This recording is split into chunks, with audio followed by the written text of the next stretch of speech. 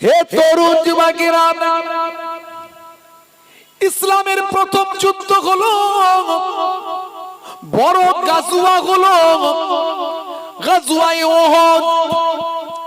আল্লাহর নবী মদিনা শরীফে যাওয়ার পরে জালেমদের সঙ্গে সবচেয়ে বড় লড়াই যেটা করতে হয়েছিল, সেই লড়াইটার নাম হলো উহুদের যুদ্ধ। ভাই আমার, বদরের যুদ্ধ। হে তরুণ যুবকেরা, হে আমার মুরব্বিয়ানেরা, এই যুদ্ধে আল্লাহর নবীর সাহাবী ছিলেন মাত্র 313 জন। এই 313 জনের ভিতরে মাত্র হাতে গোনা 7-8টা মাত্র তলোয়ার ছিল। বাকি 313 জনের কাছে আর কোন যুদ্ধাস্ত্র বলতে কিছু ছিল না। এই 7-8টা মাত্র তলোয়ার, বাকি সকলের হাতেতে খাজুর গাছের লাঠি। এই লাঠি নিয়ে যুদ্ধ করতে যাচ্ছে, বুঝতে পারছেন? ইমানদারদের পাওয়ার বুঝতে পারছেন কিরকম? ইমানদারদের পাওয়ার বুঝতে পারছেন? আর যাদের বিরুদ্ধে লড়াই করছে তারা 1000-এরও বেশি। তাদের ঘোড়া আছে, তলোয়ার আছে, ঢাল আছে, যুদ্ধাস্ত্র আছে, অনেক কিছু আছে। আর তাদের সঙ্গে লড়াই হচ্ছে ইমানদারদের। কিসের জন্য? হক আর না হকের লড়াই, সত্য আর মিথ্যার লড়াই, সত্য আর মিথ্যার লড়াই। ওরা ইসলামকে মিটিয়ে দিতে চায়। ইসলাম কোনদিন আগে বেড়ে যুদ্ধের কথা বলেনি। প্রত্যেকটা যুদ্ধ ইসলামে যা আছে সব প্রতিরোধমূলক যুদ্ধ। যেখানে অন্যায় হয়েছে আল্লাহর নবী সেটা বাধা দেওয়ার চেষ্টা করেছে। বাধা দিতে গিয়ে কুফফারদের সঙ্গে লড়াই হয়েছে। হে তরুণ যুবকেরা, হে আমার বন্ধুরা, শুনে রেখে দিন বাবা, জেনে রেখে দেন, এই জায়গাটা, এই বদরের যুদ্ধের জায়গাটা, এই জায়গাটায় আমি এদিন এই কদিন আগে গিয়ে ঘুরে এসেছি। ওই জায়গায় একটা বালির পাহাড় আছে। হে তরুণ যুবকেরা, আল্লাহর নবী এই বদরের ময়দানে গিয়ে, ভাই আমার, দোস্ত আমার, আল্লাহর দরবারে রাতের বেলা সিজদায় পড়ে গেলেন। আয় আল্লাহ, ওই জালেমরা ইসলামকে মেটাতে চায়। তারা কোথায়? মক্কা থেকে আসছে মদিনা শরীফকে ধ্বংস করার জন্য। আয় আল্লাহ, এই তো আমরা মাত্র গোটা কতক মুসলমান। ইসলাম বাবা আদম নবী থেকে এসেছে, কিন্তু ইসলাম ধর্মটা আমার নবীর হাত ধরে কমপ্লিট হয়েছে। হ্যাঁ ভাইরা আমার, এই আরাফাতের ময়দানে একটা পাহাড় আছে, পাহাড়টার নাম হলো জাবালে রাহমা। জাবালে রাহমা, যে পাহাড়ে উঠে হযরতে আদম নবী দোয়া চেয়েছিলেন, 350 বছর কান্না করেছিলেন, আয় আল্লাহ আমি ভুল করেছি, তুমি যে গাছের ফল খেতে নিষেধ করেছো আমি খেয়ে ফেলেছি, আমি ভুল করেছি, আমাকে ক্ষমা করে দাও। আল্লাহ জান্নাত থেকে বের করে দিয়েছিলেন, আদম নবীকে পাঠিয়েছিলেন সিংহল, এই ভারতবর্ষের শ্রীলঙ্কা, ওখানে একটা পাহাড় আছে, আমরা বলি আদম পাহাড়, আর শ্রীলঙ্কার লোক বলে অ্যাডাম পাহাড়। তারা বলে তাদের ধর্মগুরুর পায়ের ছাপ, অনেকে অন্যান্য ধর্মের বলে তারা তাদের পায়ের ধর্মের পায়ে ধর্মগুরুর পায়ের ছাপ। আর ওই অ্যাডাম পাহাড়ে যদি কোনোদিন যান, ওই পাহাড়ে গিয়ে যে পায়ের ছাপটা পাবেন, আমাদের বিশ্বাস, আমাদের ধর্মীয় মতে সেটা হলো হযরতে আদম আলাইহিস সালাতু ওয়াস সালামের পায়ের ছাপ। আজও সেটা মানুষ উঠে দেখে, প্রায় 7 ফুট লম্বা, কম বেশি। পায়ের ছাপটা হলো 7 ফুট লম্বা, তাহলে মানুষটা কত লম্বা ছিল বুঝতে পারছেন? আদম নবী। হে তরুণ যুবকেরা, হে আমার বন্ধুরা, হযরতে আদম নবীকে জান্নাত থেকে নামানো হয়েছিল শ্রীলঙ্কায় সিংহলে। এই ভারতবর্ষের জমিনে যারা মুসলমানদের কথা বলে, মুসলমানদের ভারত থেকে তাড়িয়ে দাও। হে তরুণ যুবকেরা, হে আমার মুরব্বিয়ানেরা, শুনে রেখে দিন, মুসলমানরা কোথা থেকে উড়ে এসে জুড়ে বসে না যে মুসলমানদের তাড়িয়ে দেবেন। এই মুসলমানরা এদেশেই জন্ম আর এই দেশেই মৃত্যু হবে। প্রতিদিন এই দেশের মাটিকে 5 বার করে মুসলমানরা চুমু খায়। আর এই দেশের মাটিটা হলো মুসলমানদের বাপের সম্পত্তি। যদি বলেন এটা কেমন করে, শুনে রেখে দেন, জেনে রেখে দেন। পৃথিবীর প্রথম ব্যক্তি তিনি হলেন হযরতে আদম আলাইহিস সালাম। তাকে আমরা প্রথম পিতা বলি, আমাদের আদি পিতা বলি, আমাদের প্রথম নবী সেই হযরতে আদম নবী। মানুষ সৃষ্টি হওয়ার আগে সবচেয়ে প্রথম আদম নবীকে সৃষ্টি করা হয়েছিল। আর আদম নবীকে প্রথমে এই ভারতবর্ষের তৎকালীন যুগে অখণ্ড ভারত, সিংহল ভারতবর্ষের শ্রীলঙ্কায় হযরতে আদম নবীকে পাঠানো হয়েছিল। এই আদম নবী ভারতবর্ষে প্রথম এসেছিলেন, তাই মুসলমানদের বাপের জায়গা হলো এই ভারতবর্ষ। হে তরুণ যুবকেরা, হে আমার বন্ধুরা, শুনে রেখে দিন বাবা, জেনে রেখে দেন। হে মুসলমান, এই বদর প্রান্তরে আমি গিয়েছিলাম। আপনাদের যেটা বলছিলাম, এই অল্প কিছুদিন আগে আমি গিয়েছিলাম সে বদরের যেখানে যুদ্ধ হয়েছিল সেই জায়গাটা আমি গিয়ে দেখলাম আবু জাহিল, যে কুয়াতে আবু জাহিলকে নিক্ষেপ করা হয়েছিল। 70 জন জালেম, ইসলামের বড় বড় শত্রু, আমার নবীর বড় বড় শত্রু, জানের দুশ্মন, সেই জায়গায় হত্যা হয়েছিল। ওই কুয়াতে একসঙ্গে আবু জাহিলের সঙ্গে তারাও সেখানে শুয়ে আছে, তারাও সেখানে শহীদ হয়ে, তারা সেখানে হত্যা হয়ে পড়ে আছে। সারা পৃথিবীর নবী প্রেমিকেরা সেই কুয়াতে গিয়ে থুতু নিক্ষেপ, ইট নিক্ষেপ, ঢিল নিক্ষেপ করে আসে। হে তরুণ যুবকেরা, হে আমার মুরব্বিয়ানেরা, ভাই আমার বদরের যুদ্ধ শুরু হবে, আল্লাহর নবী রাতের বেলা সিজদায় পড়ে গেলেন। আয় আল্লাহ, এই অল্প সংখ্যক মুসলমান ইসলাম এসেছে বাবা আদম নবী থেকে।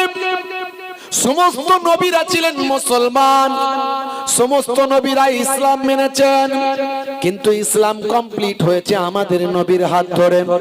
বিদায় হজের সময় এই আরাফাতের ময়দানে যে পাহাড়টা আছে, এই পাহাড়টার নাম হলো জাবালে রাহমাত।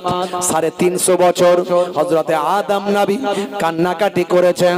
ভাই আমার শেষে যখন তিনি জাবালে রাহমাত এই আরাফাতের ময়দানে পাহাড়ে উঠেন, ভাই আমার নিশানা করা আছে, এই পাহাড়ে একটা নিশানা আছে।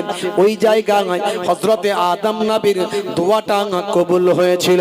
সেইখানে বসে বসে হযরতে আদম নবী আল্লাহর দরবারে দোয়া চান, আয় আমার আল্লাহ, 350 বছর কাঁদলাম, এখনো তুমি আমার দোয়া কবুল করলে না, তুমি আমাকে ক্ষমা করলে না। আজ আমি তোমার দরবারে দোয়া চাই।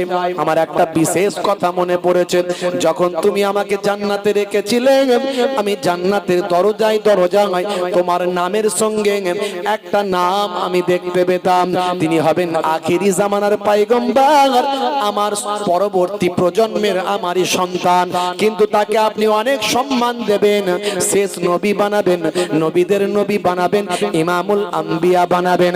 সেই আখিরি জামানার পয়গম্বরের নামটা আপনার নামের সঙ্গে আমি দেখেছিলাম জান্নাতের দরজায় দরজায়, সেই নবীর নাম আমি দেখেছিলাম। এবার আল্লাহ সেই আখিরি জামানার পয়গম্বর, জগতের শেষ নবী জনাবে মুহাম্মদ মুস্তাফা সাল্লাল্লাহু আলাইহি ওয়াসাল্লামের ওসিলা দিয়ে আপনার কাছে দোয়া চাই, আপনি আজকে আমার দোয়াটা কবুল করে আমাকে ক্ষমা করে দেন।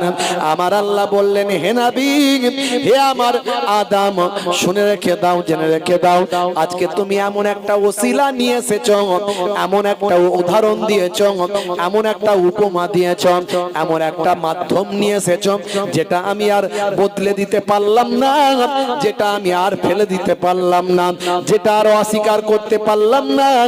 হে আদম, যাও, আমার আখিরি জামানার পয়গম্বরের খাতিরে তোমাকে ক্ষমা করে দিলাম।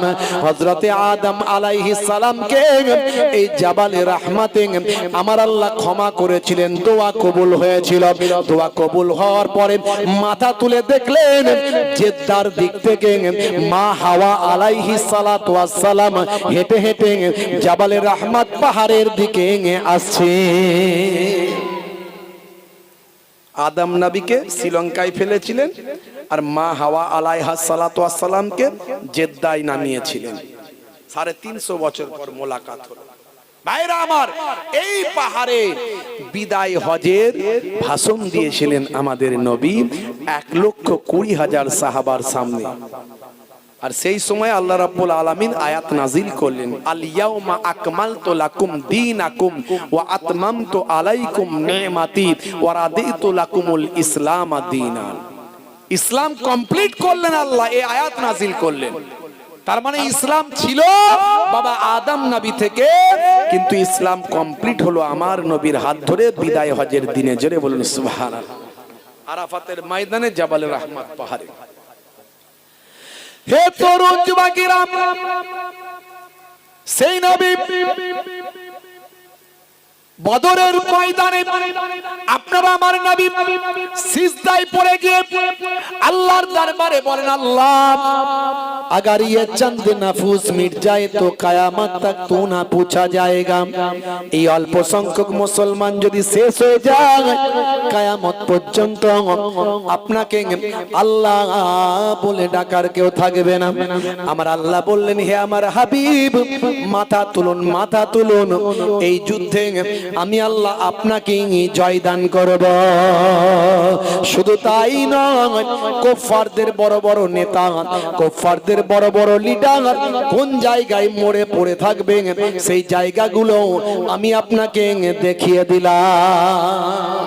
ফারিস্তা জিবরাইল আলাইহিস সালাম যুদ্ধের আগে ফল ঘোষণা করলেন এবং জালেমরা কোথায় মরে পড়ে থাকবে সেগুলো দেখিয়ে দিলেন।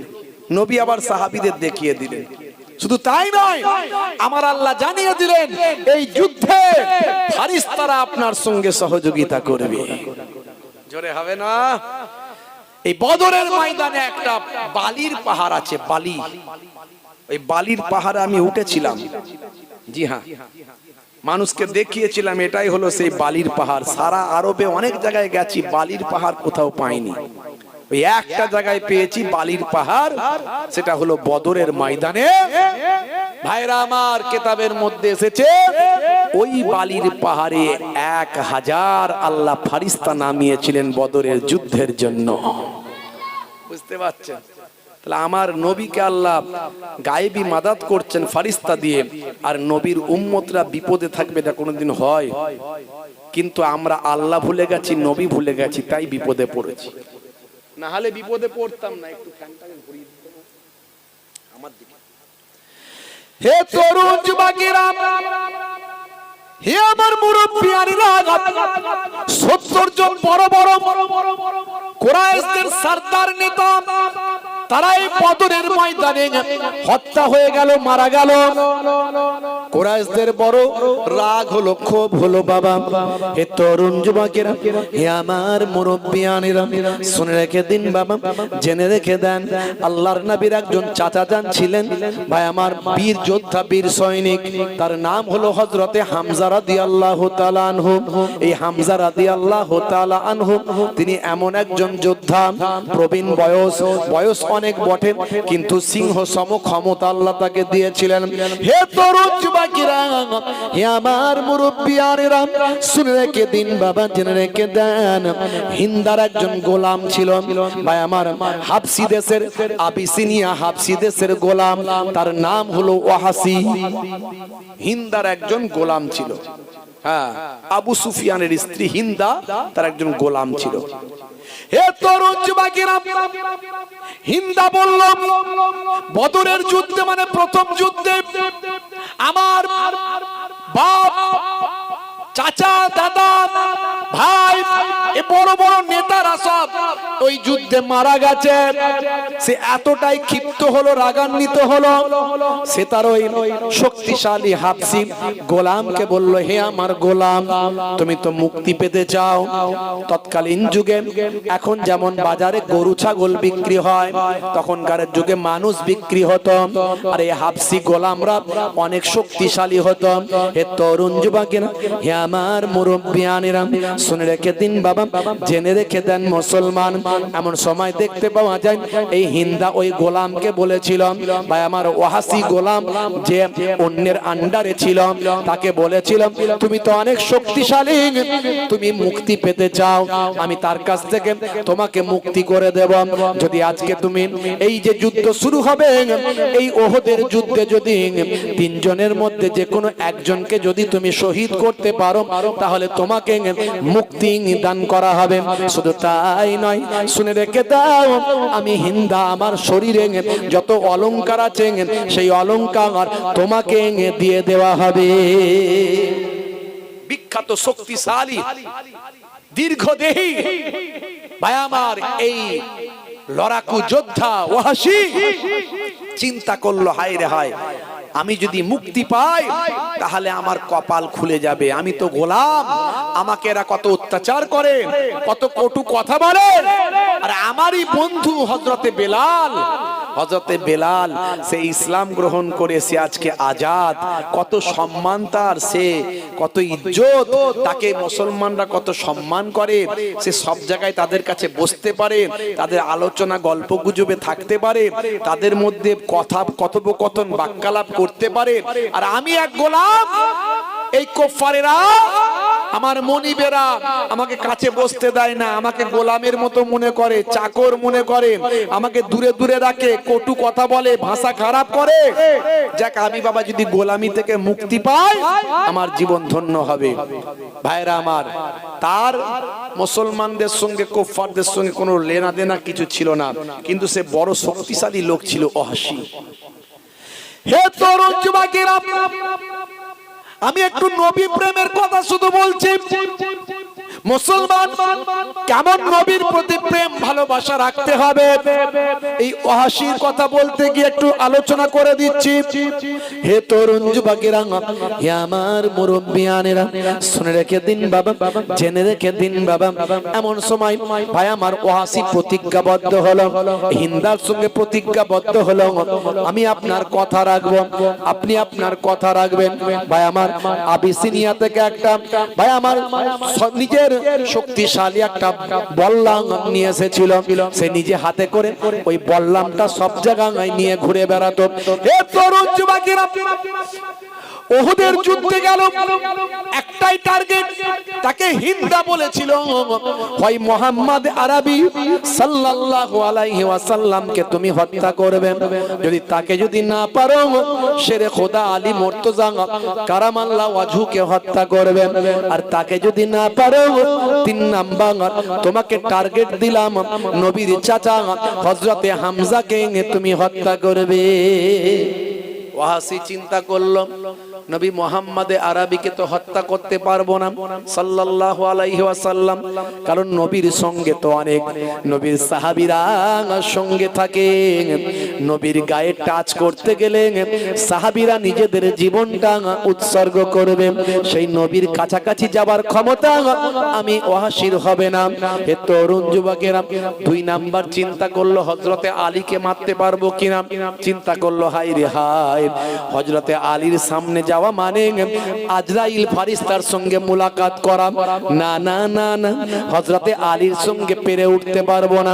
তাহলে একমাত্র রাস্তা রইল ওই সিংহ সম প্রবীণ ওই যোদ্ধা, নাম হলো হযরতে হামজা রাদিয়াল্লাহু তাআলা আনহু। এই হামজা রাদিয়াল্লাহু তাআলা আনহুর একটা দুর্বলতা ওয়াহাসি জানতো। ওয়াহাসি চিন্তা করলে একটা দুর্বলতা আছে হযরতে হামজার। কি দুর্বলতা?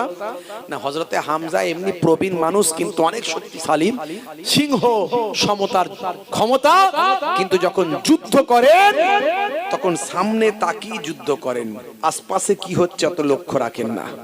এটা হলো হযরতে হামজা রাদিয়াল্লাহু তাআলা আনহুর একটা দুর্বলতা, ওয়াহাসি জানতো। তাই ঠিক করলো, আমি পারলে হযরতে হামজাকে হত্যা করতে পারবো।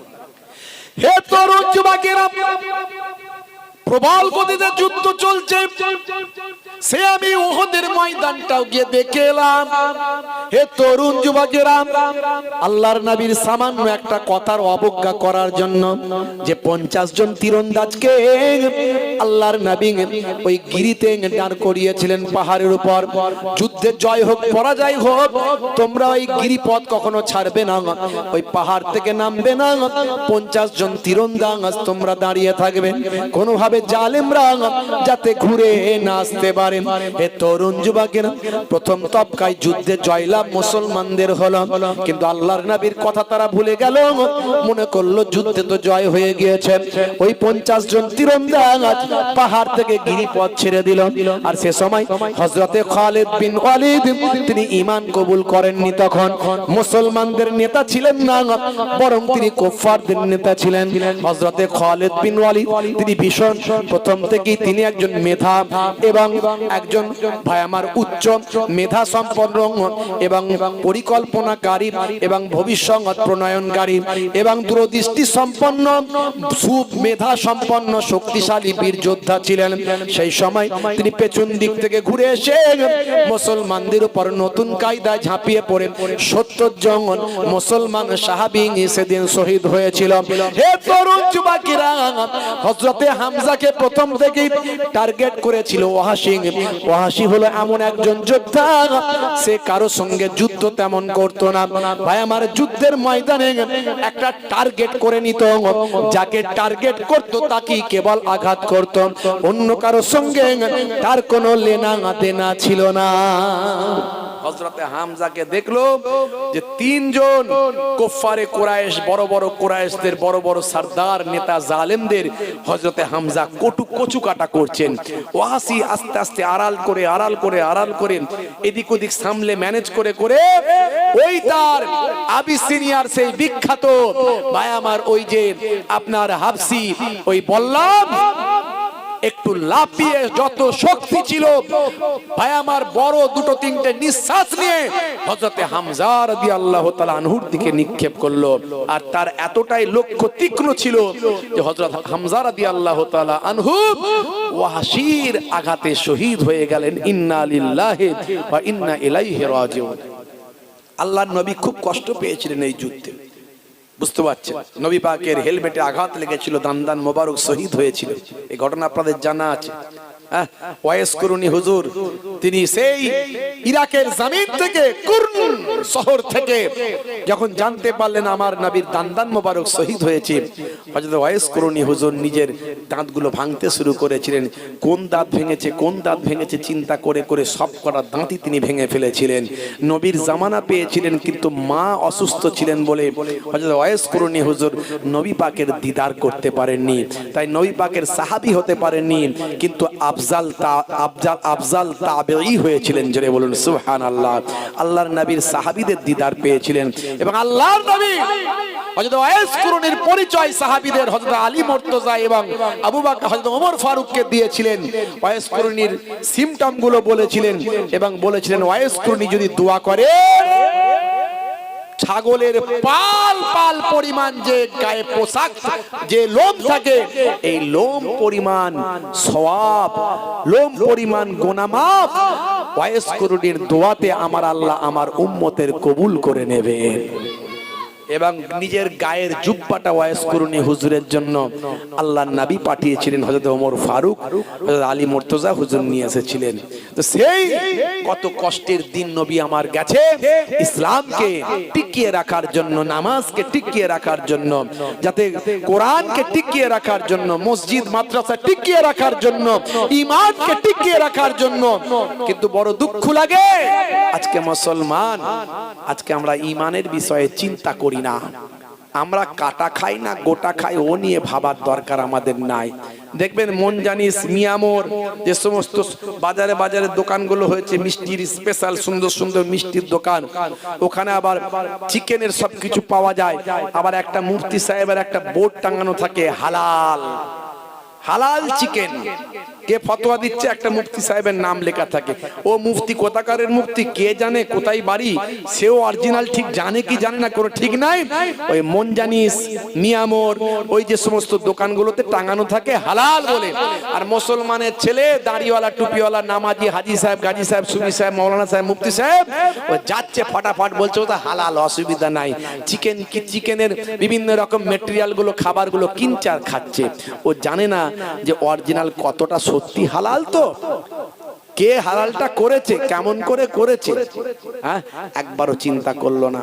আমি উমরা হজ করে ফিরে আসছি ভাই, বুঝতে পারছেন? আরো সাধারণ মানুষ তো হজে যাচ্ছে, অনেক উমরা হজ করতে যাচ্ছে, আল্লাহ কবুল করে নিয়েছে, নবীর ডাক এসেছে, আল্লাহর ডাক এসে চলে গেছে, তার সেই ইমানের আমলে কতটা সম্পন্ন হয়েছে এখন সাধারণ মানুষ বোঝা মুশকিল।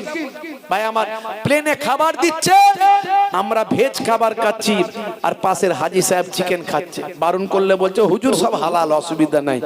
আর তাকে তার বারবার বারণ করা যায় না যে কতটা হালাল, ও কোথা থেকে আসছে হালাল হয়ে তুমি জানো? তুমি কি দেখেছো? স্যাঙ্গুইন তুমি, তোমার তাকওয়াটা কোথায় যাবে? এখন ওসব কথা কে কাকে বোঝায়? দেখবেন এই যে বাজারে বাজারে সব চিকেনের দোকান, দেখবেন চিকেনের দোকান পেচ্ছাপ করে পানি নাই নে, কিন্তু মাথায় ঠিক টুপি রেখেছে মানুষকে বোকা বানানোর জন্য। ও পেচ্ছাপ করে পানি নাই নে, চিকেনের দোকানদার মুরগিওয়ালা, ও পেচ্ছাপ করে পানি নাই নে, দাড়ি নাই কিন্তু মাথায় টুপিটা রেখেছে, কারণ মুসলমানরা এসে বলে ওই মাথায় টুপি আছে মার হালাল, কোনো অসুবিধা নাই। আর ও পায়ে করে ধরছে ফাট করে কাটছে, পায়ে করে ধরছে ফাট করে কাটছে, ও বেঁচে থাকতে থাকতে ও খাল প্রসব করে ফেললো সব, এখনো মরে নে, এখনো আর রুহ বেরিয়ে যায়নি, তারাই খালপোস করে ফেললো, ও হালাল, অসুবিধা নাই। ওই মুসলমানের সুফি সাহেব দরবেশ সাহেব হাজি সাহেব মৌলানা সাহেব মুফতি সাহেবকে খাবা খাপ কিনচার নিয়ে চলে আসছে। তাকওয়াটা কোথায় যাচ্ছে? হ্যাঁ, এই জন্য তো জাবানের দোয়া কবুল হতে চায় না আমাদের, বুঝতে পারছেন? আমাদের জাবানের দোয়া ওই জন্য কবুল হতে চায় না। হে তরুণ যুবকেরা, হে আমার বন্ধুরা, শুনে রেখে দিন বাবা, জেনে রেখে দেন, হে মুসলমান শুনে রেখে দিন, জেনে রেখে দেন। দেখতে দেখতে 8টা বছর কেটে গেল, আল্লাহর নবী আল্লাহর রাসূল মক্কা জয় করলেন বাবা বিনা যুদ্ধে। আল্লাহর নবীর সাহাবী অনেক বেড়ে গেল। হে তরুণ যুবকেরা, নবী আমার যখন মক্কা বিজয় করলেন 8ম হিজরিতে, আল্লাহর নবী আল্লাহর রাসূল মক্কা বিজয়ের পর সবাইকে আমভাবে ক্ষমা করেছিলেন, মক্কার মানুষদের সবাইকে আমভাবে ক্ষমা করেছিলেন, কিন্তু 5 জন নারী আর 6 জন পুরুষের উপর আল্লাহর নবী ফতোয়া দিয়েছিলেন তাদেরকে কতল করে দাও।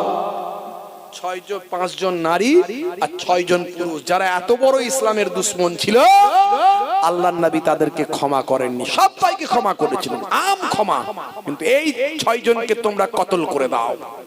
এরা হলো সবচেয়ে বড় জালেম, এদের আমি ক্ষমা করি না। তার মধ্যে হিন্দা ছিল, তার মধ্যে ওয়াহাশির নাম ছিল।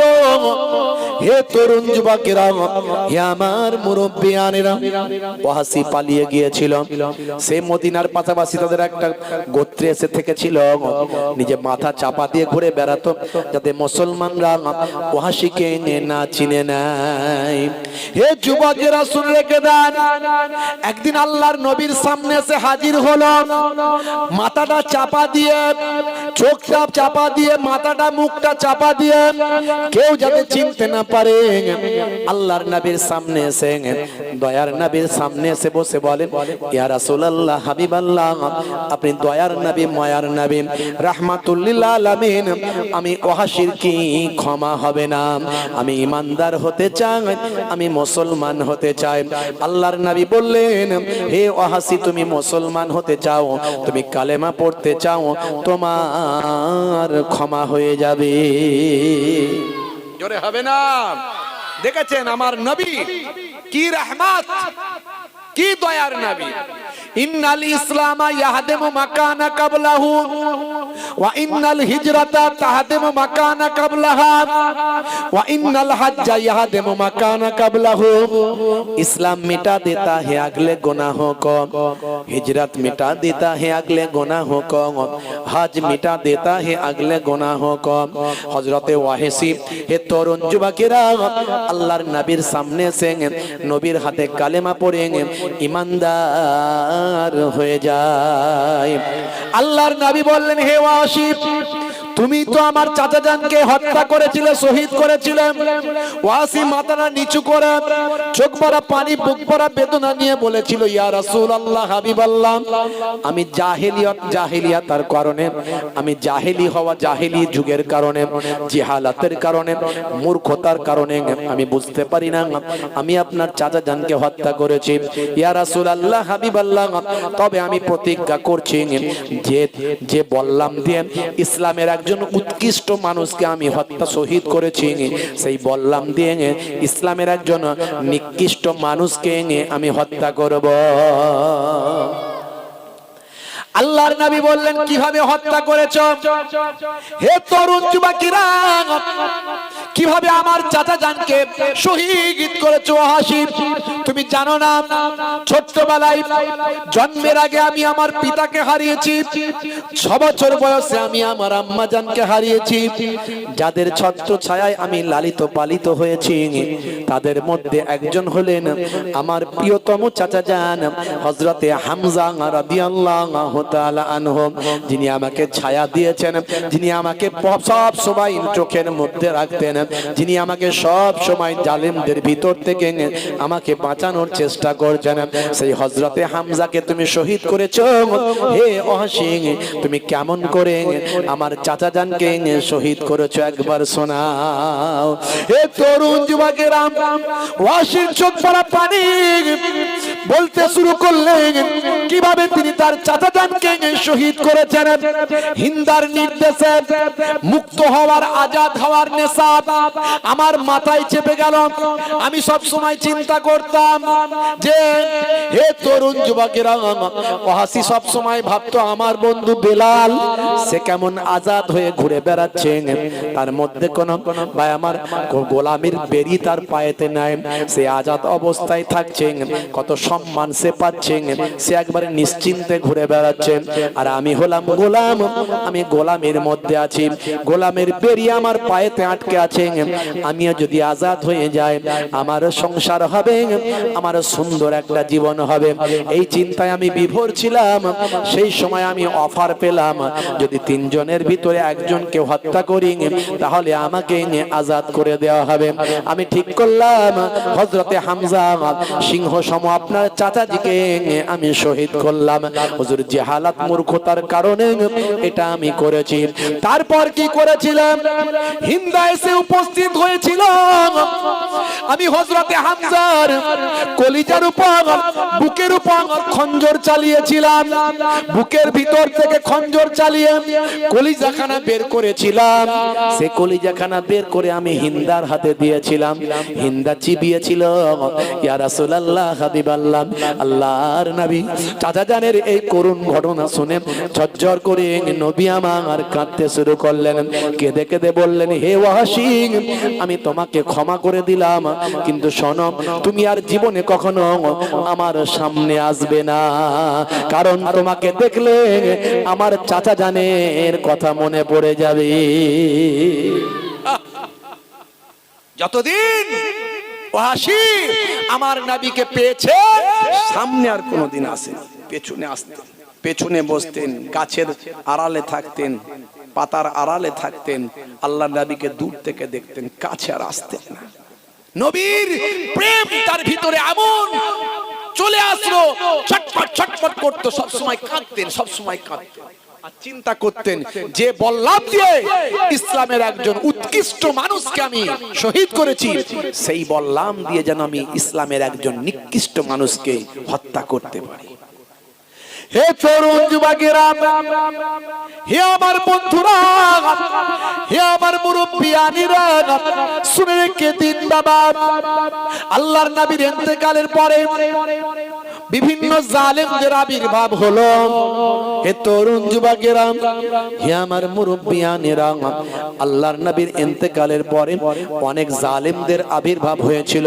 হযরতে আবু বকর সিদ্দিক রাদিয়াল্লাহু তাআলা আনহুর যোগ্য নেতৃত্বে সমস্ত জালেমদের প্রতিহত তিনি করেছিলেন।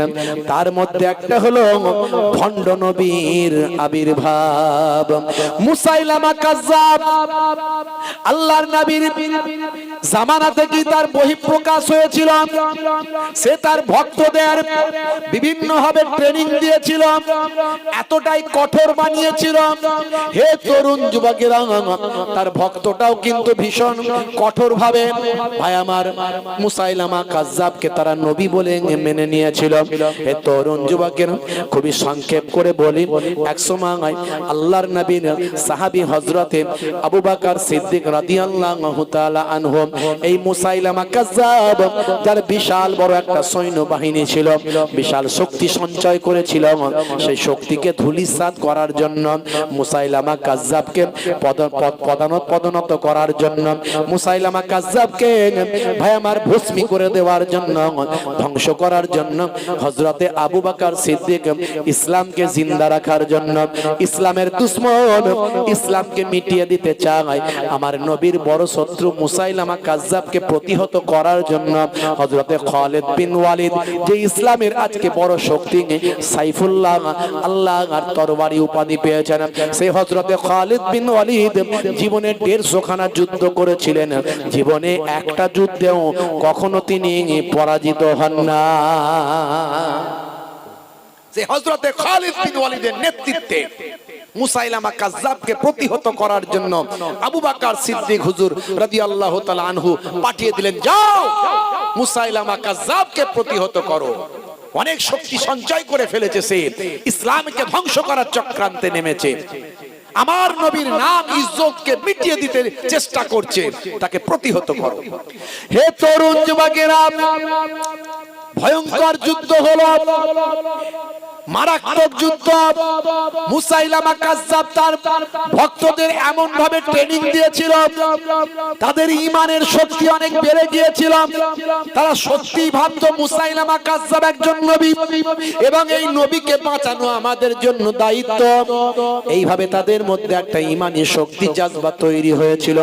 এই শক্তিটাও কিন্তু কম নয়, মুসলমানদের শক্তির সঙ্গে এই শক্তিরও কিন্তু কম ছিল না। লড়াই প্রবল বেগে চলেছিল, এমন লড়াই হয়েছিল মুসলমানরা হযরতে খালিদ বিন ওয়ালিদের নেতৃত্বে কখনো পেছু হাটেনি, কিন্তু মুসাইলামা কাজ্জাবের সঙ্গে লড়াই করতে গিয়ে লড়াই একবারে ভাই আমার সামনাসামনি লড়াই হয়েছিল। এই লড়াইয়ে উভয় পক্ষে ভাই আমার ভয়ঙ্কর ক্ষয়ক্ষতি হয়েছিল।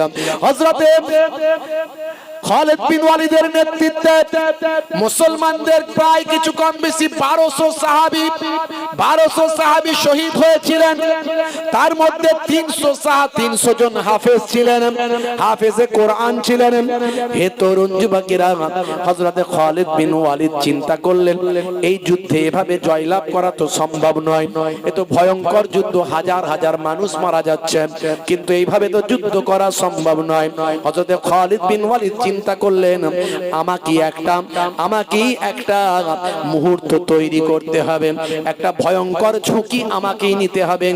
আমার আল্লাহ যদি বাঁচিয়ে রাখেন বাঁচব, না হলে আমাকে মুসাইলামাকে হত্যা করতে হবে, আমি একা হত্যা করব। খালিদ বিন ওয়ালিদ এমন একজন যোদ্ধা ছিলেন যিনি এই ক্ষমতা নেওয়ার মতো শক্তিশালী, তার শক্তি ছিল তার মধ্যে। মুসাইলামাকে একা হত্যা করবেন এই চিন্তা ভাবনা নেওয়ার মতো এই সাহস, এই শক্তি, এই মনোবল, এই মেধা হযরত খালিদ বিন ওয়ালিদের ছিল। হযরত খালিদ বিন ওয়ালিদ দ্রুতগামী একটা শক্তিশালী ঘোড়া নিয়ে চলতে শুরু করলেন ঝড়ের গতিতে। হে তরুণ যুবকেরা, হাতে ঢাল তলোয়ার নিয়ে যত জালেমদের পক্ষ থেকে তীর আসছে সব রুখে দিচ্ছেন। হে তরুণ যুবকেরা, হে আমার মুরব্বিয়ানেরা, শুনে রেখে দিন বাবা, জেনে রেখে দিন বাবা, একজন বড় যোদ্ধা ভাই আমার কুফফারদের মুসাইলামা বিন কাজ্জাবদের কাজ্জাবদের একজন মুসাইলামা কাজ্জাবদের বড় যোদ্ধা যখন হযরতে খালিদ বিন ওয়ালিদের দিকে একটা বড় বল্লাম উঁচিয়ে আসছে ঘোড়াতে সাওয়ার তাকে শহীদ করার জন্য, সেই সময় মুসলমানদের ভিতর থেকে একটা ভাই আমার তীরন্দাজ তীর নিক্ষেপ করে ওই বাবা মুসাইলামা কাজ্জাবের বড় যোদ্ধার গলায় নিক্ষেপ করল, সঙ্গে সঙ্গে সে মাটিতে লুটিয়ে পড়ল। হযরতে খালিদ বিন ওয়ালিদ তার পরিকল্পনা চেঞ্জ করে ফেললেন।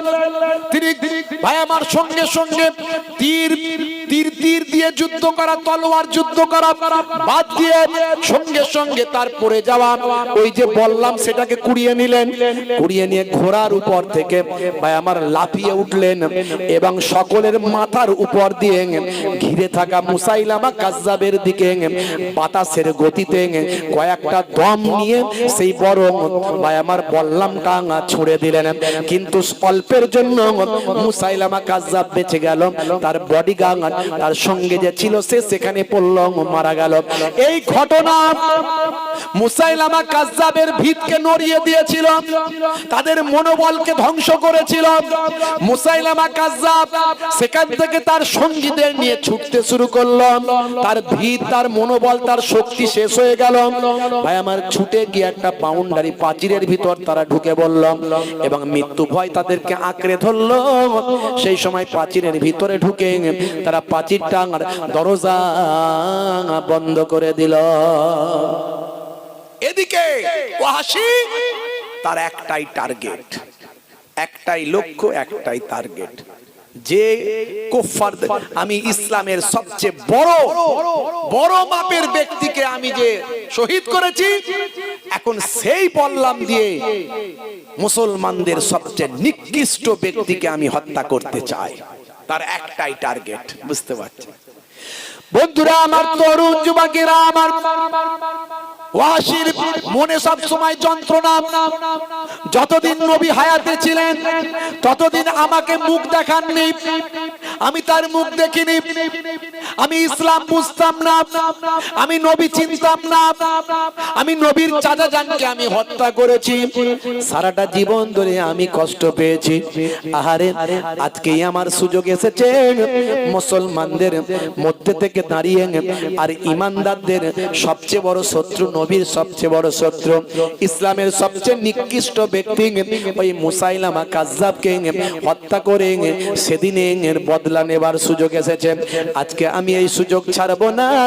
হে তরুণ যুবকেরা, হে আমার মুরব্বিয়ানেরা, ওই ভাই আমার প্রাচীরকে টপকে গিয়ে দরজা খুলে ফেলা হলো। বিভিন্ন কৌশল করে ভাই আমার দরজা ভেঙে সেখান থেকে মুসলমানেরা ঢুকলো। মুসলমান নবীর সাহাবীরা ঢুকে হযরতে ওয়াহশী তাকে টার্গেট করলেন মুসাইলামা কাজ্জাবকে হত্যা করার। শেষে অবশেষে বিভিন্ন সবাইয়ের মাঝখান থেকে চোখের আড়াল থেকে তার তীক্ষ্ণ মেধা আর তীক্ষ্ণ নজরকে কাজে লাগিয়ে আর ওই ভাই আমার হাবশী সেই ক্ষমতা সম্পন্ন বল্লামকে সামনে নিয়ে সকলের মাঝখান থেকে একটা জাম্পিং করে লাফিয়ে মাথার উপরে অনেকটা ফুট উঠে গেলেন। উঠে গিয়ে উপর থেকে সকলের মাথার উপর দিয়ে ভেদ করে মুসাইলামা কাজ্জাবকে তিনি হত্যা করলেন। এ তরুণ যুবকেরা, ইসলামের বড় শত্রু যারা নবীর শান ইজ্জতকে নষ্ট করতে চায়, ইসলামের বড় শত্রু ভাইরা আমার, ইসলামকে ধ্বংস করে দিতে চায়, যাদের হাতে মুসলমানদের অনেক রক্ত লেগে আছে, নবীর সাহাবীদের অনেক রক্ত লেগে আছে। হযরতে ওয়াহশী যখন এই জালেমকে হত্যা করলেন, এই অপরাধীকে হত্যা করলেন, করে সেই বল্লামটাকে আকাশের দিকে তুললেন, তুলে বললেন কতালতু খায়রান নাস, কতালতু খায়রান নাস আর কতালতু শাররান নাস। আমি হত্যা করেছি এর আগে একজন ভালো মানুষকে, এর আগে আমি হত্যা করেছি। আজকে আমি সর্বনিকৃষ্ট একজন মানুষকে আমি হত্যা করলাম। হে তরুণ যুবকেরা, সেই ওয়াহশী যতদিন বেঁচে ছিলেন ততদিন তিনি শান্তিতে থাকতে পারেননি, অনেক কষ্ট পেয়েছেন। তার দুঃখ যন্ত্রণা যন্ত্রণা অনেক ছিল। আল্লাহর নবী তাকে সামনে বসতে দেননি, পেছনে বসো বাবা, আমার সামনে তুমি আসবে না।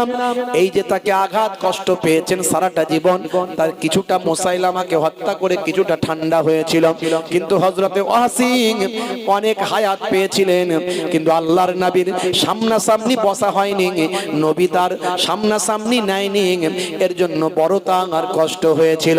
হে তরুণ যুবকেরা, হে আমার মুরব্বিয়ানেরা, হযরতে ওয়াসি বলেন আমি তারপর থেকে আমি মদিনা শরীফে থাকতাম না, আমি নবী পাকের রওজা মোবারকে যেতাম না, আমার মনে বড় কষ্ট হতো। আরে আমি আমার নবী পাকের কলিজার টুকরা চাচা জানকে আমি নিজে হাতে শহীদ করেছি। এ তরুণ যুবকেরা, হযরত ওয়াসি তিনি আর মদিনা শরীফে থাকতেন না, তিনি চলে গিয়েছিলেন তার দেশের বাড়ি, সেইখানে তিনি থাকতেন। এমন সময় এই যুদ্ধের পরে হযরত ওয়াসি স্বপ্নের মধ্যে দেখছেন আল্লাহর নবীর সঙ্গে দেখা হয়েছে। আল্লাহর নবী বলছেন ওয়াসি তুমি আমার পেছনে কেন, তুমি আমার সামনে এসো। যত দুঃখ যন্ত্রণা আমার হৃদয়ে ছিল, তুমি ইসলামের একজন নিকৃষ্ট জালেমকে হত্যা করে সেটা ঠান্ডা করে দিয়েছো। ভাইরা আমার, তরুণ যুবকেরা আমার, হযরতে ওয়াসি কেমন নবী প্রেম ছিলেন। আপনি বলবেন যুদ্ধের ওয়াজ করছেন হুজুর, ভাই আমার যুদ্ধের মধ্যে খারাপ কিছু থাকে না, যুদ্ধ অন্যায়কে প্রতিহত করে, যুদ্ধ সব ধর্মের মধ্যে আছে। আপনি যদি জিসাসের ধর্ম যদি দেখেন সেখানেও যুদ্ধের কথা পাবেন। আপনি মহাভারত, আপনি যদি মহাভারত রামায়ণ মহাভারত পড়েন, সেই অর্জুনের কথা যদি পড়েন সেখানে দেখবেন অর্জুনকে যুদ্ধের কথা বলা হচ্ছে। যুদ্ধটা খারাপ নয়, যুদ্ধ মানে অন্যায়ের বিরুদ্ধে প্রতিহত করা, এই যুদ্ধ মানে মনের যুদ্ধ হয়, এই যুদ্ধ মানে হাত দিয়ে যুদ্ধ হয়, এই যুদ্ধ মানে মুখ দিয়ে যুদ্ধ হয়। পরিবেশ স্থানকাল পাত্র অনুযায়ী যুগে যুগে যুদ্ধ হয়েছে, এখনো যুদ্ধ চলছে। লড়াই বিভিন্ন পদ্ধতিতে হয়, আইনের লড়াই হয়, কলমের লড়াই হয়, মুখের লড়াই হয়, হাতের লড়াই হয়, তলোয়ারের লড়াই হয়, আবার বর্তমানে বোম বারুদের লড়াই হয়। কথা ঠিক না ভুল? তবে লড়াইটা করতে হবে অন্যায়ের বিপক্ষে, ন্যায়ের পক্ষে, সেই লড়াই আল্লাহর মাদাদ থাকবে। কথা ঠিক না ভুল? বন্ধুরা আমার, কাল তো মোটামুটি সুপ্রিম কোর্টের রায় পর্যন্ত বিশ্বাসে মাঝে মাঝে হয়। কথা ঠিক না ভুল? মানে বিশ্বাস থাকলেই রায় হয়ে যাবে। এখন আর এভিডেন্স আইন, আর যা যুগ জামানা পড়েছে, সুপ্রিম কোর্টের বিচারপতি আর কি করবে, যদি একটু হক কথা বলে তাকে আবার অন্য অ্যাডভোকেট জুতো ছুড়ছে, দেখেছেন তো নাকি? আখেরি জামানা, পরিস্থিতি খুব খারাপ। তবে আমার আল্লাহর কৌশল বোঝা বড় দায়।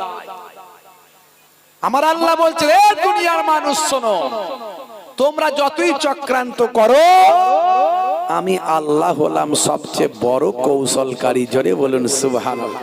ওয়ামাকারু ওয়ামাকারাল্লাহু ওয়াল্লাহু খায়রুল মাকিরিন। আল্লাহ রাব্বুল আলামিন কোরআন মাজিদে বলেছেন, হে দুনিয়ার মানুষ, তোমরা যতই চক্রান্ত করো আমি আল্লাহর কৌশল সবচেয়ে উপরে। এই উত্তর প্রদেশের কানপুরে মাত্র কিছুদিন আগে বিশ্ব নবী দিবসের মিছিল হচ্ছিল। মিছিল থেকে হে তরুণ যুবকেরা, বিভিন্ন ধর্মের বিভিন্ন সম্প্রদায়ের মানুষ তাদের ধর্মীয় মিছিল মিটিং করে, করে কি করে না? হে তরুণ যুবকেরা, মুসলমানরাও ঈদে মিলাদুন নবীর মিছিল করে, শান্তি সম্প্রীতির বার্তা মানুষের মাঝখানে দেয়। এই মিছিল করার পরে কয়েকটা আই লাভ মুহাম্মদ সাল্লাল্লাহু আলাইহি ওয়াসাল্লাম ব্যানার তারা টাঙিয়েছিল। এর মধ্যে কোনো খারাপ কিছু নাই। আমি আমার নবীকে ভালোবাসি, আপনি আপনার ধর্মগুরুকে ভালোবাসেন। কেউ বলে আই লাভ মহাদেব, কেউ বলে আই লাভ হনুমানজি, কেউ বলে আই লাভ দুর্গাজি, মাতা দুর্গাজি। ভাই আমার আই লাভ গণেশজি, কেউ বলে আই লাভ জিসাস, কেউ বলে আই লাভ মাদার টেরেসা। হে তরুণ যুবকেরা, এটা ধর্মগুরুকে ভালোবাসা, এটা কোনো অন্যায় নয়। কিন্তু হাই রে হাই, আজকে আজকে এমন এক জায়গায় আমরা এসে উপস্থিত হয়েছি যে স্বাধীনতা সংগ্রামের জন্য সবচেয়ে বেশি আলেমরা নিজেদের জীবনকে উৎসর্গ করেছেন। এই দাড়িওয়ালা টুপিওয়ালা মানুষেরা তারা দেশকে ভালোবাসা নিজেদের ঈমান মনে করে। 1450 বছর আগে আল্লাহর নবী আমাদের শিখিয়েছেন হুব্বুল ওয়াতানে মিনাল ঈমান, দেশ প্রেম হলো ঈমানের অঙ্গ। ইতিহাস সাক্ষী দেয়, হে তরুণ যুবকেরা, হে আমার মুরব্বিয়ানেরা, সিপাহী বিদ্রোহের সময় 27,000 মুসলমানকে ইংরেজরা শহীদ করেছিল। শুধু তাই নয়, এরকম ভাবে যদি দেখেন হাজার হাজার লক্ষ লক্ষ আলেম মুসলমানকে ইংরেজরা এই দেশের জন্য ফাঁসি কাস্টে ঝুলিয়েছিল। হে তরুণ যুবকেরা, কিছু দেশীয় ইতিহাস বিকৃত করলেও ইন্টারন্যাশনাল ইতিহাস বিকৃত করা যাবে না। আজও দিল্লির ইন্ডিয়া গেটে চলে যান, ইন্ডিয়া গেটে যদি আপনি গিয়ে দেখেন, ভাই আমার তরুণ যুবকেরা, 93,000 স্বাধীনতা সংগ্রামীদের ভাই আমার নাম সেখানে খোদাই করে লেখা আছে, যারা এই দেশের জন্য নিজেদের জীবনকে উৎসর্গ করেছেন। আমি সেখানে গিয়েও দেখে এসেছি ইন্ডিয়া গেটে এই 93,000 স্বাধীনতা সংগ্রামী শহীদদের নামের ভিতরে প্রায় 63,000 কম বেশি মুসলমান বিপ্লবী শহীদদের নামটা সেখানে লেখা আছে। মুসলমানদের অবদান ইতিহাস অস্বীকার করতে পারবে না। মোল্লাদের ভালো লাগে না, মোল্লাদের ভালো লাগে না, বলে এপিজে আব্দুল কালাম লোকটা ভালো ছিল। তো ওটা তো মোল্লাই ছিল রে বাবু। এপিজে আব্দুল কালাম কি মোল্লা ছিল না? মোল্লাই ছিল। তাহলে মোল্লাদের ভালো লাগে না? হ্যাঁ, লড়াই কিন্তু হিন্দু মুসলমানের নয়, লড়াই খ্রিস্টান জৈন বৌদ্ধের লড়াই নয়, লড়াই হচ্ছে এক শ্রেণীর সাম্প্রদায়িক একটা দল বেরিয়েছে, সেই দল মুসলমানদের বিরুদ্ধে শুধু নয়, সংবিধানের বিরুদ্ধে লড়াই করছে তারা। আর সংবিধানকে বাঁচিয়ে রাখা শুধু মুসলমানদের দায়িত্ব নয়, এটা সবাইয়ের দায়িত্ব। হে তরুণ যুবকেরা, এই উত্তরপ্রদেশের জমিনে যারা আই লাভ মুহাম্মদ সাল্লাল্লাহু আলাইহি ওয়াসাল্লাম ব্যানার টাঙিয়েছিল, সেই ব্যানারকে পুড়িয়ে ফেলা হয়েছে, সেই ব্যানারকে অপমানিত করা হয়েছে। যারা প্রতিবাদ করেছিল তাদেরকে মারা হয়েছে, আঘাত করা হয়েছে, তাদেরকে জেলে দেওয়া হয়েছে, এমনকি তাদের ঘরবাড়িগুলো অনেকের বুলডোজার দিয়ে ভাঙা হয়েছে। হে উত্তরপ্রদেশের যোগীজি, আমি আপনার কাছে বলতে চাই, আপনি কটা নবীর ব্যানার ছিঁড়ে ফেলবেন, পুড়িয়ে দেবেন? সারা ভারতবর্ষে তাকিয়ে দেখুন, সারা পৃথিবীতে তাকিয়ে দেখুন, কোটি কোটি আই লাভ মুহাম্মদ সাল্লাল্লাহু আলাইহি ওয়াসাল্লাম ব্যানার পৃথিবীর মানুষের দেওয়ালে দেওয়ালে, ঘরে নগর সগরে তারা টাঙিয়েছে।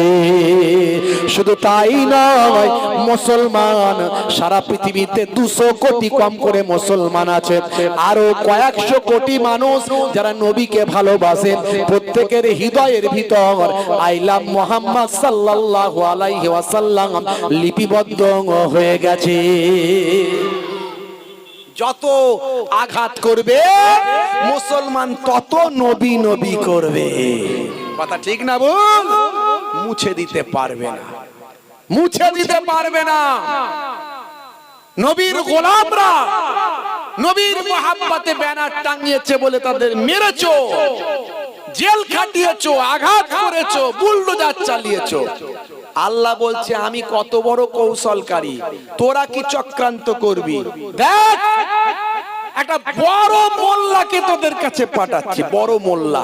এই আফগানিস্তান থেকে একটা বড় মোল্লা এসেছিল না, শুনে জোরে বলে, নাম কি? আফগানিস্তানের বিদেশ মন্ত্রী মোল্লা আমির খান মুত্তাকি এসেছিল উত্তরপ্রদেশে, গিয়েছিল দেওবন্দ মাদ্রাসায়। এবং আগ্রা থেকে শুরু করে আরো অনেক জায়গায় যে যোগীজি ভাই আমার নবীর গোলামদের উপর অত্যাচার করেছেন, সেই যোগীজি ওই আমির খান মুত্তাকি নবীর গোলামকে সম্মান রেসপেক্ট করে প্রত্যেক জায়গায় ঘুরিয়ে ঘুরিয়ে ঘুরিয়ে দেখিয়েছে।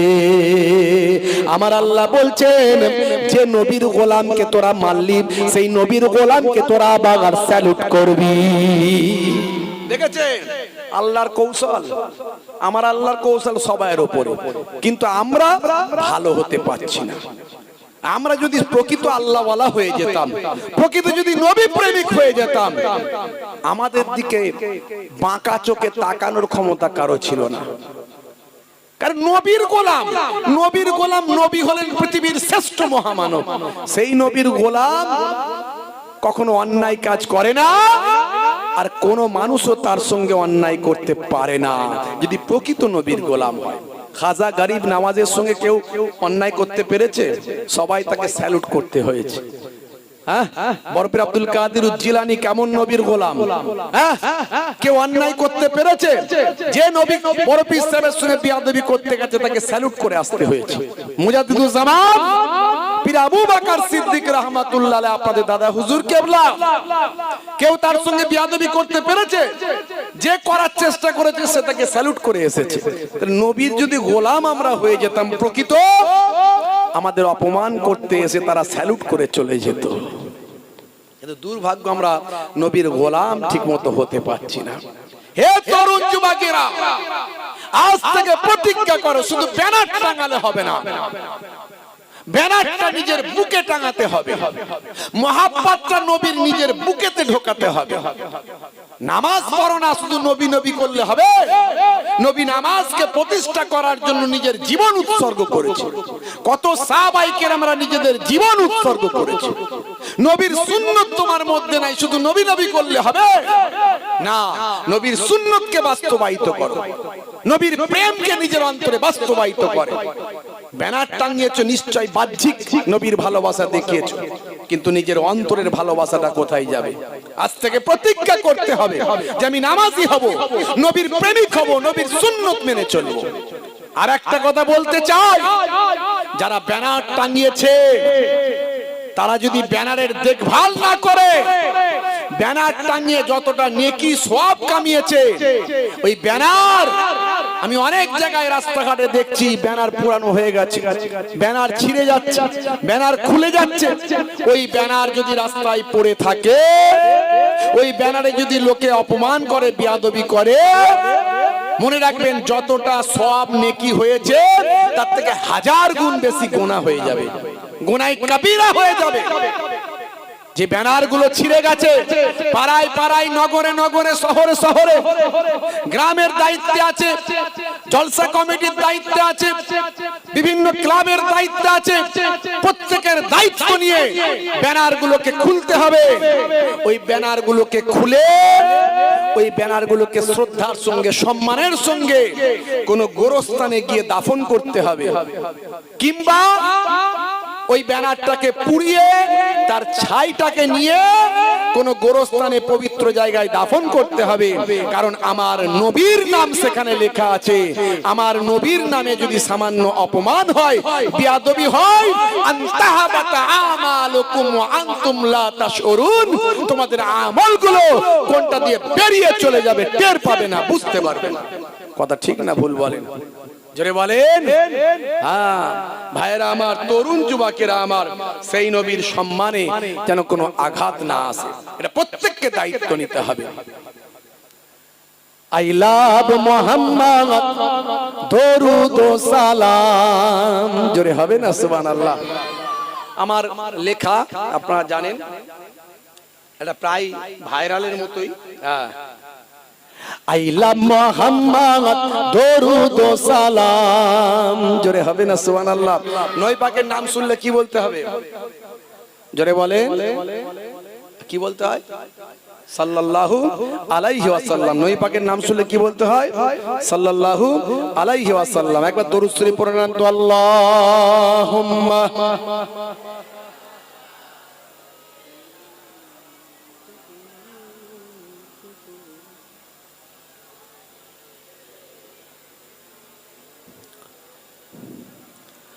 আইলা মোহাম্মদ দরুদ সালাম, আইলা মোহাম্মদ দরুদ সালাম, তুমি যে মনিব আমার, আমি যে গোলাম।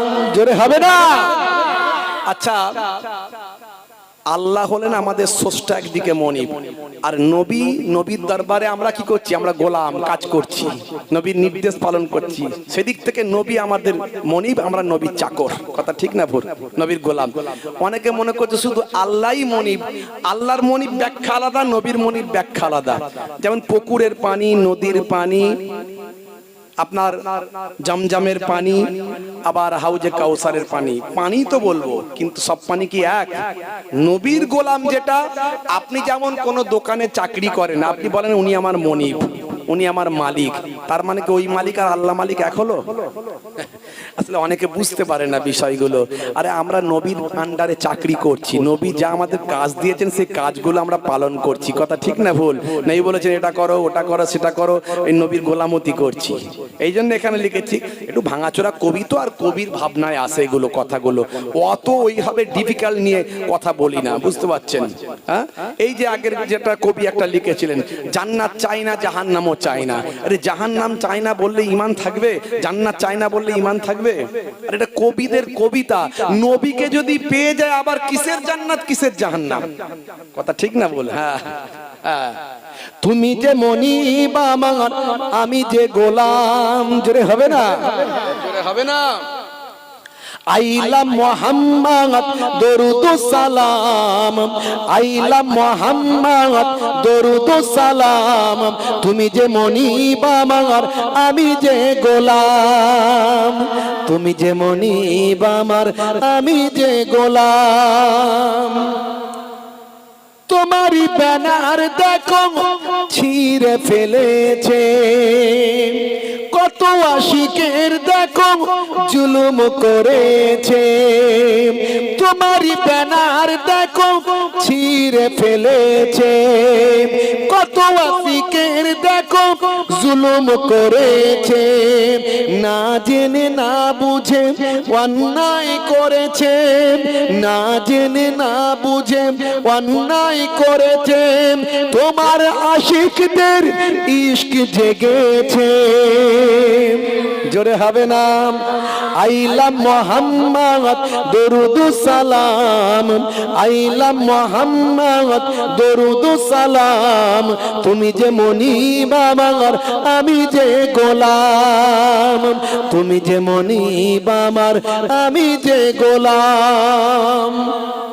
ও গো নবী দয়াময় ক্ষমা করো, ওরা তোমায় চেনে না, রহম করো। ও গো নবী দয়াময় ক্ষমা করো, ওরা তোমায় চেনে না, রহম করো। তুমি কত দয়াবান, তুমি কত মেহেরবান, তুমি কত দয়াবান, তুমি কত মেহেরবান। মাইকেল জ্যাকসনও চিনেছিল। আইলা মোহাম্মদ দরুদ সালাম, আইলা মোহাম্মদ দরুদ সালাম, তুমি যে মনিব আমার, আমি যে গোলাম। তুমি যে মনিব আমার, আমি যে গোলাম। এক ছিল নারী কাঁটা দিত, নবীজির হাঁটার পথে একজন মহিলা কাঁটা বিছিয়ে দিত নবীকে কষ্ট দেওয়ার জন্য। দেখেছেন? আর আমার নবীর আহা। এক ছিল নারী কাঁটা দিত, ও গো নবী তোমার কষ্ট হতো। এক ছিল নারী কাঁটা দিত, ও গো নবী তোমার কষ্ট হতো। একদিন বিমারে ওই নারী পড়িলেন, একদিন বিমারে ওই নারী পড়িলেন। তুমি তাকে দেখিতে গেলে ওগো, হাই হাই নবী মুগ্ধ সবাই, হাই হাই নবী মুগ্ধ সবাই, ওই নারী মানে সাতটা যে পায়। জোরে হবে না? কি নবী আখলাক দেখিয়েছে। ওই নারী অসুস্থ বিছানায় পড়ে আছে, নবী আমার দেখতে গেছে, অবাক ওই নারী, আহা ইমানদার হয়েছে। আইলা মুহাম্মদ দরুদ সালাম, আইলা মুহাম্মদ দরুদ সালাম, তুমি যে মনিব আমার আমি যে গোলাম, তুমি যে মনিব আমার আমি যে গোলাম। ও গো নবী আমারে কবুল করো, স্বপ্নেতে কখনো দেখা দিও। ও গো নবী আমারে কবুল করো, স্বপ্নেতে কখনো দেখা দিও। কবরের ঘরে একবার এসো, কবরের ঘরে একবার এসো, কিয়ামতে হুসাইনের চিনে নিও।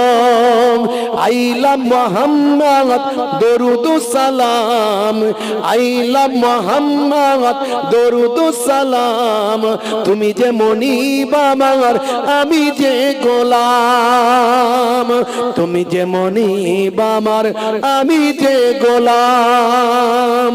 আল্লাহুম্মা সাল্লি আলা।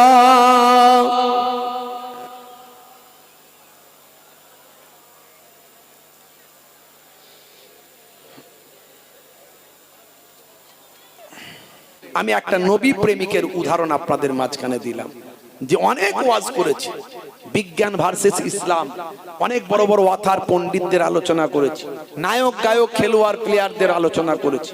আজ আমি সে আলোচনা করিনি, আজ এই নবী প্রেমের কথা বললাম। নবী প্রেম শুধু মুখে দেখালে হয় না, দুটো ব্যানার টাঙিয়ে দিলে হয় না, নবী প্রেম অন্তরে দরকার। সারাটা জীবন হযরতে ওয়াহাশী আল্লাহর নবীর সামনে আসতেন না। কেমন নবী প্রেম ছিল, তার হৃদয়টাকে কুড়ে কুড়ে খেয়েছিল। আমি যাব না সামনে, নবী আমাকে যেতে বারণ করেছে। কি প্রেম, কি মহাব্বত, সব সময় নবীর প্রেমকে অন্তরে নিয়ে জ্বালিয়ে রাখতেন। আর আজকে আমরা মুসলমান সেই নবীর প্রেম ভুলে গেছি। আমরা দুটো ব্যানার টাঙিয়ে দিই, বছর একবার জলসা করে দিই, মিলাদুন নবীতে চাঁদা দিয়ে দিই, ভাবি যে নবীর হক আদায় হয়ে গেছে। অথচ আমরা সেই নবীর একটা সুন্নতকে ঠিকভাবে মান্যতা দিতে পারছি না, পালন করতে পারছি না। আমরা বেনামাজি হয়ে যাচ্ছি, নামাজ পড়ছি না। এই জন্য আজকে আমাদের এত বিপদ মুসিবত আসছে। ভাইরা আমার, আজ থেকে প্রতিজ্ঞা করুন নামাজ ছাড়বেন না। বলুন ইনশাআল্লাহ। আজ থেকে প্রতিজ্ঞা করুন নামাজ ছাড়বেন না। যে নবী নামাজকে প্রতিষ্ঠা করার জন্য আল্লাহর নবীর ৭০ জন সাহাবী উহুদের ময়দানে শহীদ হলেন। হযরত হামজাকে শহীদ হতে হয়েছে, বড় বড় সাহাবীদের শহীদ হতে হয়েছে সেই নামাজকে কায়েম করার জন্য। আমার নবীর সঙ্গে কুফফারদের কোনো শত্রুতা ছিল না। কুফফারেরা আমার নবীকে বড় ভালোবাসতো, মানতো, বলেছিল যে তুমি এই সব ছেড়ে দাও, তুমি কি চাইবে বলো, সুন্দরী স্ত্রী চাও সেটাও দেব, বড় নেতা হতে চাও নেতা বানিয়ে দেব, ধনী হতে চাও ধন দৌলত দিয়ে দেব। আমার নবী বলেছিলেন আমি দায়িত্ব পেয়েছি, আল্লাহ আমাকে দায়িত্ব দিয়েছেন, সমাজ থেকে অন্যায়কে দূরীভূত করতে হবে, সমাজ থেকে কুসংস্কার দূর করতে হবে, আল্লাহ যে এক সেটা প্রচার করতে হবে। যাকে তাকে খোদা বললে হবে না, সেটা আমাকে প্রচার করতে হবে। কে মানলো কে মানলো না সেটা পরের ব্যাপার, আমি ঘাট ধরে জোর করে মানাচ্ছি না, আমাকে এটা প্রচার করতে হবে। তোমরা আমার প্রচারে বাধা দিচ্ছ, তোমরা আমার প্রচারে বাধা দিচ্ছ। আল্লাহর নবীকে বলা হয়েছিল যা চাইবে সেটা দেব। আল্লাহর নবী বলেছিলেন যদি আমার এক হাতে সূর্য আর এক হাতে চন্দ্র দেওয়া হয় তবু আমি আল্লাহর একত্ববাদের প্রচার বন্ধ করব না। দেখেছেন সেই নবীর কত কষ্ট করেছেন। আজকে প্রতিজ্ঞা করুন নবীকে ভালোবাসা দেখাতে গেলে আমাদের নামাজি হতে হবে। নামাজি হয়ে যান, গায়েবী মাদাত পাবেন। নবীর সুন্নতওয়ালা হয়ে যান, গায়েবী মাদাত পাবেন। বলুন ইনশাআল্লাহ। আল্লাহ আমাদের কবুল করেন, বলুন আল্লাহুম্মা আমিন, বলুন আল্লাহুম্মা আমিন। ভাইরা আমার, অনেক আলোচনা ছিল, একটু নবী প্রেমের আলোচনা আপনাদের কাছে আজকে করলাম। আজ থেকে নবী প্রেমকে আমাদের ভিতরে লালিত পালিত করুন। যে নবীর জন্য আমরা কলেমা পেয়েছি, নামাজ পেয়েছি, রোজা পেয়েছি, সেই নবীকে ভালোবাসুন। নবীকে ভালোবাসতে গেলে নামাজি হন, নবীকে ভালোবাসতে গেলে সুন্নতওয়ালা হন।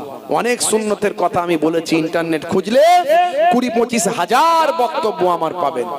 আমি অনেক সুন্নতের কথা বলেছি, তবে আজকে আমি একটা সুন্নতের কথা বলবো। কবরে গেলে কোন সুন্নত দেখা যাবে না, যত সুন্নতের কথা আমি বলেছি। একটা সুন্নত দেখা যাবে, সেটা হলো মুখের দাড়ি। মুখের দাড়ি, অনেকে দাড়ি রাখতে লজ্জা পান। আমি বলবো লজ্জা পাবেন না, বড় রাখতে যদি অসুবিধা মনে হয় ছোটই রাখুন। এখন তো দাড়ি ফ্যাশন। বিরাট কোহলি দাড়ি রেখেছে, হরভজন সিং দাড়ি রেখেছে, লিওনেল মেসি দাড়ি রেখেছে। ভাই আমার, বড় বড় ওয়াথার পণ্ডিত, নায়ক, গায়ক, খেলোয়াড়, প্লেয়ার, নেতা, মন্ত্রী দাড়ি রেখেছে। আপনার কিসের লজ্জা? বড় রাখতে পারেন না, ছোট রাখুন। ইমানি শক্তি যেদিন বেড়ে যাবে, সেদিন মুহিবুল্লাহ হুসাইনের থেকে বড় নারী হয়ে যাবে। এই দাড়ির মধ্যেও সায়েন্স আছে, আমি এর আগে বলেছি। অস্ট্রেলিয়ার ব্রিসবেন ইউনিভার্সিটি অফ কুইন্সল্যান্ড, সেখানে দাড়ি নিয়ে গবেষণা হয়েছিল যে ইসলামে দাড়ি রাখাটা বাধ্যতামূলক করা হয়েছে। কেন? বড় বড় ওয়াতার পণ্ডিত, বড় বড় ভাই আমার, যত ইসলামিক স্পিরিচুয়াল ব্যক্তিত্ব আছে, তারা সব দাড়ি রাখে। কারণটা কি? তারা দাড়ি নিয়ে গবেষণা করে দেখছে, সূর্য থেকে একটা অতি বেগুনি রশ্মি পৃথিবীর মাটিতে আসে, যেটা মানুষের স্কিনে বড্ড ব্যাড ইফেক্ট তৈরি করে। যাদের মুখে দাড়ি আছে, তাদের মুখটা ওই দাড়ির জন্য, মুখটা ওই স্কিন ওই ইফেক্ট থেকে, অতি বেগুনি রশ্মির ইফেক্ট থেকে দাড়ির কারণে মুখটা অনেকটা নিষ্কৃতি পায়। জোরে বলুন সুবহানাল্লাহ। শুধু তাই নয়, এখানে আমাদের সবচেয়ে সূক্ষ্ম সূক্ষ্ম নার্ভ গুলো আছে। বারবার যদি ব্লেড আর আপনার কি বলে খুর চালানো হয়, আমাদের এই নার্ভের সঙ্গে ব্রেনের, চোখের সব যোগাযোগ, এটা আমাদের স্বাস্থ্যের, ব্রেনের, চোখের ক্ষতি হতে পারে। এটা সায়েন্স বলছে, স্বাস্থ্য বিশেষজ্ঞরা বলছে। আরো অনেক ভাই আমার কারণ আছে। তাহলে দাড়ি রাখার মধ্যেও যুক্তি আছে, বিজ্ঞান আছে, বাস্তবতা আছে। আমি আপনাকে বলছি না যে খুব বড় বড় দাড়ি রাখবেন, যদিও সেই ইমানি শক্তি এখন না আসে, পরে আসে, পরে রাখবেন, কিন্তু এখন ছোট হলেও রাখুন। আজ মারা গেলে কাল দুদিন, কবরে দেওয়ার পর মুনকার নাকির ফারিস্তা বলবে মান রব্বুকা, দেখতে পাবে মুখে নবীর সুন্নত বলে ছোট হলেও দাড়িটা রাখা। হতে পারে ওই দাড়িটাই হবে নাজাতের জারিয়া। জোরে হবে না? ভাইরা আমার, তরুণ যুবকেরা আমার, মুরব্বিয়ানেরা আমার, যাই হোক, আপনাদের খেদমত থেকে বিদায় নেব। যাওয়ার আগে সেই নবী পাকের মহাব্বতে একটু দান সাদকা করুন বাপ। দান সাদকা করলে বিপদ কেটে যায়, দান সাদকা করলে দোয়া কবুল হয়, দান সাদকা করলে যারা কবরে চলে গেছে তাদের মাগফিরাত হয়, দান সাদকা করলে আপনার মনের নেক আশা আরজুগুলো আল্লাহ কবুল করে নেয়, দান সাদকা করলে মালে বরকত হয়, সম্পদ বেড়ে যায়, দান সাদকা করলে শরীর সুস্থ হয়ে যায়, দান সাদকা করলে রোগ অসুখ বিসুখ দূর হয়ে যায়, দান সাদকা করলে একের বদলে আমার আল্লাহ 10 দেয়। কোরআন মাজিদের ওয়াদা, কোরআনের ওয়াদা কখনো মিথ্যা নয়। মান জাআ বিল হাসানাতে ফালাহু আসরু আমসালিহা। আল্লাহ কোরআন মাজিদে বলেছেন একের বদলে 10 আমি দেব। ভাইরা আমার, তো একটু দান সাদকা করলে আপনাদের কমে যাবে না? সেই নবী পাককে ভালোবেসে আগামী বছর একটু দান দেবেন বাপ। আমি আপনাদের কাছে অনুরোধ করব, নিয়ত করে দেবেন। বুখারী শরীফের প্রথম হাদিস, ইন্নামাল আমালু বিন্নিয়াত, নিয়তের উপর আমল হয়। এই আগামী বছর এই পাক মাহফিলটাকে জিন্দা জীবিত রাখবেন। যে জায়গায় জিকরুল্লাহ, জিকরুন নবীর আলোচনা হয়, সেই জায়গায় আল্লাহর রহমত নাজিল হয়, আর আশপাশে ফারিস্তা মালাইকারা এসে হাজির হয়, নেককার জিনেরা এসে হাজির হয়, এখানকার জন্য দোয়া চায়, আর এখানকার মানুষের দোয়াগুলো আল্লাহর দরবারে পৌঁছে দেয়, দরুদ ও সালামটুকু নবী পাকের দরবারে পৌঁছে দেয়। অনেক